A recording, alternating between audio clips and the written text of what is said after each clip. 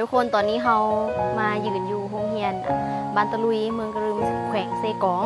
ส่วนการเดินทางเข้ามาโรงเรียนของพวกน้องๆนี่เนาะค่อนข้างที่จะยากแล้วก็ทุรกันดารแฮงเราได้หามรถจักรเนาะหามรถจักรข้ามน้ำข้ามห้วยข้ามเซอย่างมากว่าจะมาฮอดด้านหลังนี่ก็จะเป็นสภาพโรงเรียนของน้องๆเนาะฝายามหนาวยามร้อนจะเป็นแบบนี้เลยอันนี้แม่นชื่อพายุพัดเนาะพายุหรือว่ามาจากไหนวะภัยธรรมชาติเพราะว่าน้ำจะไหลจะถึงลงมาลุ่มนี่แล้วก็พัดฝามันออกไปเนาะอันนี้แม่นสำหรับห้องเรียนของน้องๆเนาะห้องเรียนนี้แม่นจะมีอยู่2ห้องนักเรียนแม่น55น้องซึ่งในนั้นก็คือห้องป .3 ป .1 ป .2 ป .3 แม่นเรียนควบกันก็คือป .1 จะเรียนอยู่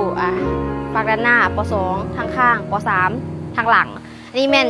จะเป็นสภาพโรงเรียนด้านหน้าเนาะด้านหน้านี่ก็เพพังไปเบิดโรงเรียนของน้องๆนี่แม่นจะได้ย่างข้ามน้ำก้อนหินนี่อย่างต่างๆเพราะว่าหมู่บ้านของพวกน้องแม่นอยู่ฟ้าคุ้น